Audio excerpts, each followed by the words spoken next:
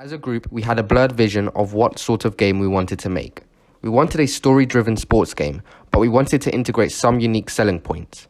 We discussed many options and all agreed on making a game in VR, which is what my initial game was supposed to be during the proposition and planning module.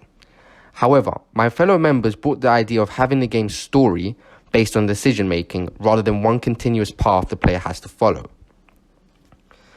This, in my opinion, added a great uniqueness to our game, and I was fully on board with the idea. We also wanted the player to feel like they truly are the protagonist, and I came up with the idea that the player's story changes depending on how well they perform in the various gameplay scenarios.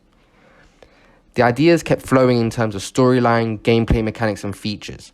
The VR was still in limbo, however, as it kept limiting our other features, specifically being able to kick the ball. So for now, we decided to stick with the VR, but it was still on a 50-50 balance of whether we integrate it or not. We then proceeded to research on our four main components: story, decision-making, sports game mechanics, and VR. And it was at this stage where we proposed our game to our lecturer Penda. And he advised us on making the game focus more around the decision-making and story, and to just drop the VR entirely, as he sensed the lack of purpose for the VR to be in our game. These comments also established the principle of, if the game doesn't need to be in VR, then don't make it in VR. This principle was something I saw many times during my research into VR games. We then concluded our first week of research with agreeing our overview of what the game shall be. We agreed to take off the VR element and keep to PC, making the story more engaging and focusing more on the narrative and decision making of the game. Upon my research in the game modes, I found out that firstly, sports games should not be 100% realistic. Stephen Vincent, in his website, Game Design in Sports Games, says that the player does not have access to the tactile environment of the game, the ball, the field, the weather, for example. And the player is not usually a sports professional. We can add to this that the player only has access to the game controller to operate their avatar in-game. Making the game too real will make it less fun than a simpler game. I also did research into game loops. Daniel Cook's blog, Loops and Arcs, explains a game loop in the following manner. The player starts with a model. That prompts them to apply an action.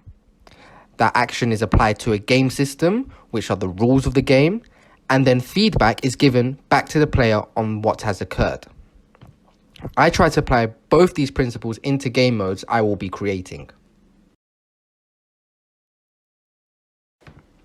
The following week, we focused on coming up with a plan for the game, coming up with all the components and features and assigning roles within the team.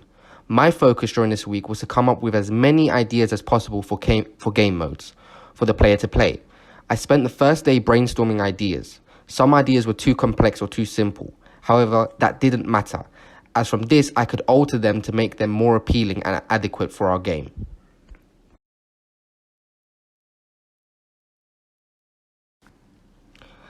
I decided to start week 3 by presenting 6 of the game modes I made in week 2 to my team.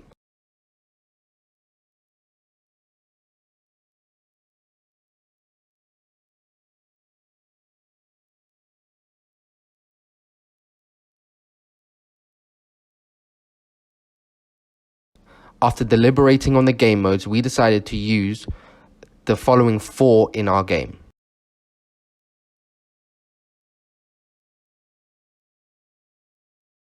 I concluded week 3 by drawing out blueprints with precise measurement and more accurate detail of the 4 games chosen with my team.